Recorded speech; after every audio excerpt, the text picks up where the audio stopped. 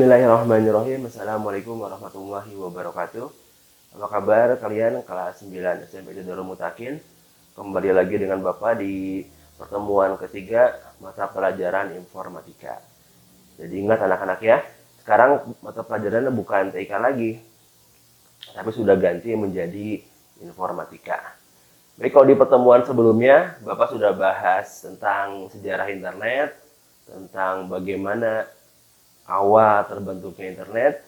Nah, di pertemuan sekarang kita akan bahas teknisnya, kita akan membahas lebih jauh mengenai apa itu internet dan komponen apa saja yang ada di dalam internet. Baik anak-anak, yang pertama, internet merupakan gabungan dari dua buah kata, yaitu inter dan connected. Inter artinya adalah banyak, connected artinya adalah terhubung. Nah, jadi secara bahasa, internet memiliki arti hubungan yang banyak atau hubungan yang menghubungkan beberapa device, beberapa perangkat.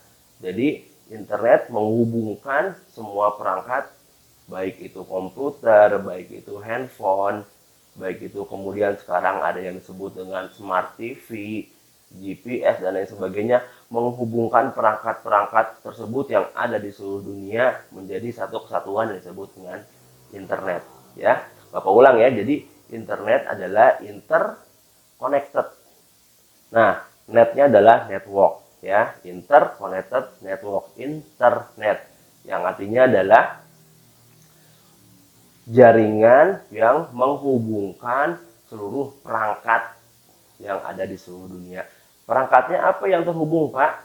Nah, syarat perangkat tersebut terhubung adalah perangkat tersebut terhubung ke jaringan ISP. Ya, ISP ada lagi nih istilahnya nih, ISP. ISP adalah Internet Service Provider, yang kalau diartikan adalah penyedia jasa internet, ya. Penyedia jasa internet ini ada banyak. Di Indonesia ada banyak. Ada yang menggunakan kartu SIM card, kemudian ada yang menggunakan kabel fiber optik, kemudian ada yang langsung ke satelit dan lain sebagainya. Nah, yang paling umum, paling banyak digunakan adalah yang menggunakan kartu SIM card, ya, yang kalian gunakan sehari-hari. Misalkan contohnya adalah Simpati, kemudian ada Tri, kemudian ada Telkomsel, dan lain sebagainya. Nah, itu semua adalah ISP, Internet Service Provider, dan layanan mereka ini berbeda-beda, ya, itu tergantung biayanya. Biasanya Telkomsel itu kan agak mahal biayanya, per gigabyte-nya mahal. Dia biasanya mempunyai BTS ya, atau stasiun pemancar itu yang sangat banyak. Jadi walaupun kita berada di pelosok, walaupun kita berada di tempat yang terpencil, dia tetap bisa mendapatkan sinyal yang sangat baik. Nah, itu ya. Jadi sebuah perangkat itu bisa terhubung dengan internet, syaratnya dia mempunyai koneksi dengan ISP tadi, yaitu Internet Service Provider. Misalkan kalau di rumah, biasanya kita menggunakan kabel fiber optik, yaitu ada IndiHome, kemudian ada Disnet, dan lain sebagainya. Jadi perangkat tersebut terhubung dengan ISP, terhubung dengan Internet Service Provider. Nah, kemudian dari ISP ini dia masuk ke yang namanya web server. Nah, ada lagi nih bahasanya, web server. Apalagi nih Pak, web server? Jadi web server ini adalah sebuah server besar, ya. Server itu adalah server, maksudnya di sini untuk menyimpan data-data website, ya. Google mempunyai web server, kemudian Yahoo mempunyai web server, Detik.com mempunyai web server. Nah, jadi ISP ini menghubungkan perangkat kita dengan web servernya mereka, web server, website mereka.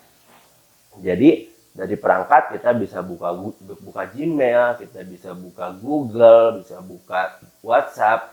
Nah, itu karena peranan yang tadi. Pertama, peranan perangkat kita, kemudian ada yang namanya ISP, internet service provider, kemudian masuk dia ke web server.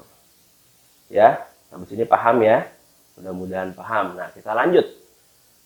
Sekarang bagaimana caranya perangkat kita mengakses ke web server yang tepat, ya, supaya perangkat kita itu nggak salah masuk kamar, nggak salah ruangan, ya, nggak salah room, nggak salah server, istilah zaman anak sekarang tuh ya.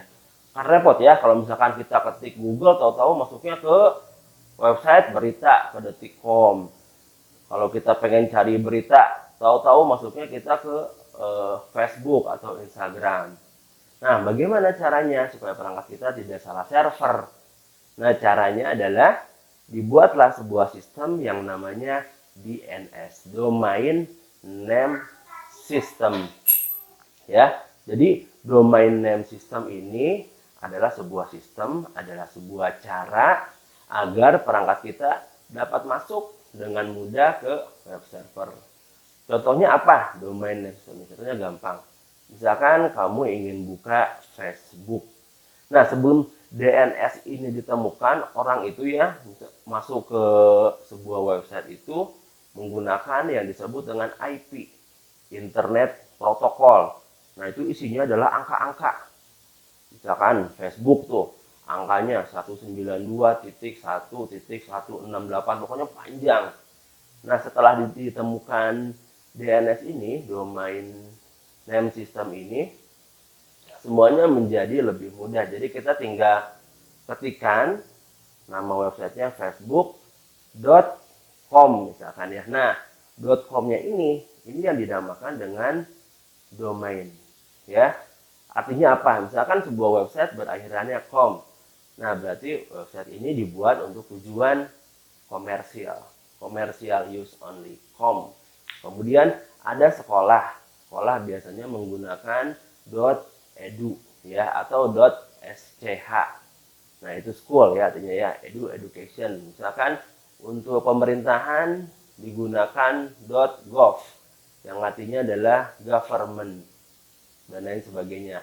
Jadi akhiran dari sebuah nama website ini dinamakan dengan domain. Facebook.com, Instagram.com, kemudian ada dprri.go.id. Nah, ada lagi ID. Nah, ID ini menunjukkan dia berasal dari Indonesia, ya. Kalau misalkan website tersebut berakhiran JP, biasanya dari Jepang. Berakhiran US dari Amerika, berakhiran MY berarti dari Malaysia. Seperti itu fungsinya dari domain name system. Di buku kalian ada ya, di halaman 2 kalau nggak salah. Jadi itu ya, jadi yang kita bahas sekarang adalah pengertian dari internet tadi ya. Internet adalah interconnected network ya. Interconnected network. Inter artinya banyak, connected artinya terhubung, network artinya jaringan. Jadi jaringan ya, jaringan banyak yang saling terhubung ya, atau perangkat yang saling terhubung. Kemudian tadi kita sudah bahas ISP ya, Internet Service Provider. Jadi ISP ini adalah fungsinya dia menghubungkan perangkat kita nih, handphone kita, smartphone kita ke web server. Web server itu adalah tempat penyimpanan data sebuah website, yaitu namanya web server. Kemudian kita tadi bahas DNS, yaitu adalah Domain Name System atau penamaan domain pada sebuah website ya. Tadi sudah kita bahas yang umum itu adalah com. Com itu adalah fungsinya untuk commercial use, kemudian untuk pemerintahan ada government ya, gov, untuk pendidikan ada yang disebut dengan education.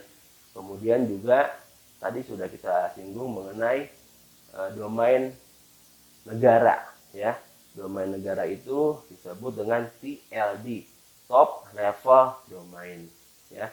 Top level domain ini adalah domain yang menunjukkan asal terdaftarnya website tersebut di negara apa ya. Kalau di Indonesia itu kita menyebutnya ID ya, kalau di negara tetangga Malaysia itu adalah MY, kemudian ada di Inggris itu UK ya, United Kingdom dan lain sebagainya. Baik anak-anak, mudah-mudahan penjelasan Bapak yang singkat ini bisa dipahami. Sama selanjutnya Bapak sudah buatkan video animasi untuk kalian. Kalian bisa simak dengan baik video animasi tersebut. Kemudian nanti ada tugas nggak banyak yang mesti kalian kerjakan. Sekian pertemuan kita hari ini. Mudah-mudahan kalian sehat selalu, mudah-mudahan kalian semangat selalu. Tetap simak video pembelajaran dari guru-guru SMP Darul Mutakin. Assalamualaikum warahmatullahi wabarakatuh.